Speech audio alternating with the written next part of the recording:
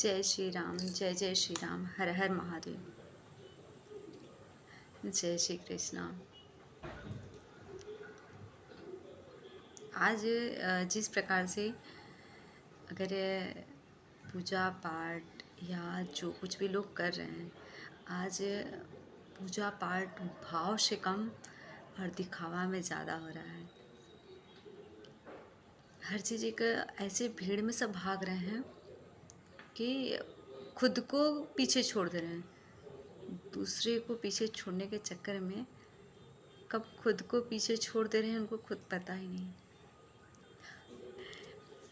हम सभी के जीवन जो होता है ना, जिंदगी में हम सभी अपने जीवन में 3 व्यक्तियों के मुख्यतः आशीर्वाद से अपना जीवन सुचारू संचालित और सुव्यवस्थित करते हैं। पहला वो हमारी माँ होती है, जो हमारे बाल्यावस्था को सुधारती हैं, सजाती हैं, सुयोग्य बनाती हैं, हमें उस योग बनाती कि हम चल पाते हैं, बोल पाते हैं, पोषण देती हैं, प्यार स्नेह हर एक छाँव देकर हम उनके आशीर्वाद से आगे बढ़ते हैं। दूसरा, जब एक युवा अवस्था आता है ना, तो हमें एक महात्मा, एक गुरु की ज़रूरत होती है, क्योंकि वह अवस्था एक ऐसी अवस्था होती है कि व्यक्ति ना चाह कर भी बड़ी विडंबना में फंस जाता है और बड़ी ही धर्म संकट में फंसा रहता है। तो उस स्थिति को सुधारने के लिए एक परमात्मा गुरु की ज़रूरत होती है, अर्थात महात्मा के एक क्या गुरु की ज्ञान की ज़रूरत होती है। तीसरा स्टडी जब आता है बुढ़ापा हमारा, तो उस समय हमें परमात्मा की ज़रूरत पड़ती है, उस ईश्वर की ज़रूरत पड़ती है कि हमारी मृत्यु बिगड़े नहीं, हमारा मृत्यु सवर जाए। अर्थात माँ, आप, महात्मा और परमात्मा, ये जिंदगी के 3 सर्वाधिक महत्वपूर्ण शब्द हैं।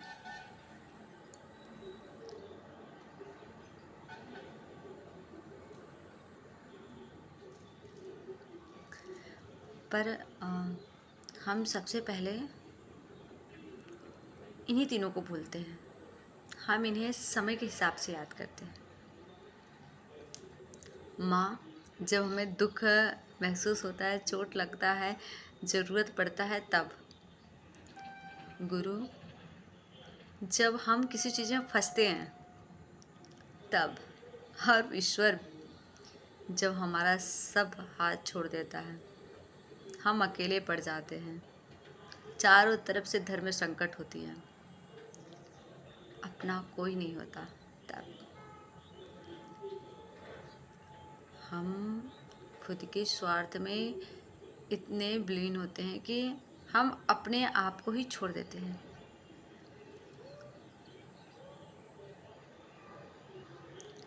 आज जो दौर चल रहा है ना, ये दौर हम सभी के ही चला रहे हैं। हमें अपने समय के हिसाब से चीज़ें अच्छी लगती हैं। जैसे पूजा, हमारा जब मन करता है तब करने में अच्छा लगता है, नहीं है तो नहीं। कुछ लोग तो ऐसे भी हैं कि जो ईश्वर के अस्तित्व पे ही सवाल उठाकर बैठे हैं। प्रैक्टिकली होना, वैज्ञानिक दृष्टि से देखना अति उत्तम है, लेकिन खुद के अस्तित्व को मिटा देना ये कहाँ से? जिनसे हमारा अस्तित्व है, हमारा पहचान है, जिनसे हर जीव का संचार है, हम उन्हीं पे लेकिन लगा बैठे हैं।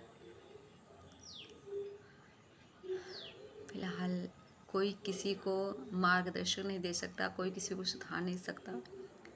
मेरी दृष्टि से तो जब तक हम हों या कोई भी व्यक्ति हो, स्वयं ना ग्रहण करना चाहे, ना स्वीकार करना चाहे, नहीं संभलना चाहे, तब तक कोई कुछ नहीं कर सकता उसका। तो हम नहीं कहेंगे कि किसी को सुधारें, स्वयं को क्यों नहीं। महात्मा बुद्ध जी को सभी लोग जानते होंगे। उनकी जितनी ज्ञान थी ना, बड़ी अद्भुत थी। वह हर एक चीज़ें पहले स्वयं पे देखते थे। हम जब बुरा अगर दूसरे में देखते हैं तो सबसे पहले बुराई हमारे अंदर आ जाती है। हम किसी को कुछ गलत कहना चाहते हैं तो गलत सबसे पहले हमारे जुबान में आता है। हम किसी के बारे में बुरा सोचते हैं तो सबसे पहले हम अपना बुरा सोच लेते हैं। ऐसी दृष्टि होनी चाहिए हम सभी की।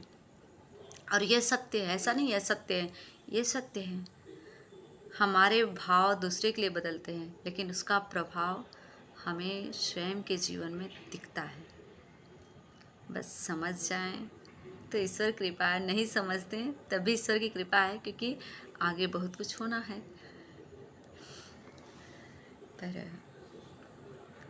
हम किसी से कुछ नहीं कह सकते हैं, बस इतना कहेंगे कि जीवन जो भी चले, जैसा भी चले, पर जीवन का एक पल ही आप स्वयं के लिए और अपने ईश्वर के लिए ज़रूर दीजिए, क्योंकि जीवन का कोई भरोसा नहीं कब डवाडोल हो जाए। इसलिए जो है उसे समेटिए और ईश्वर गुणगान करते हुए जो सांसारिक नियम है, प्राकृतिक नियम है, वो तो करना है हर एक मनुष्य को, वो तो करना ही करना है। पर जो घड़ी मिले हरि गुणगान करते रहिए और खुद से प्रेम, खुद से स्नेह और खुद को समझिए, तभी आप सामने वाले को भी समझने में सक्षम होंगे। जय श्री कृष्णा।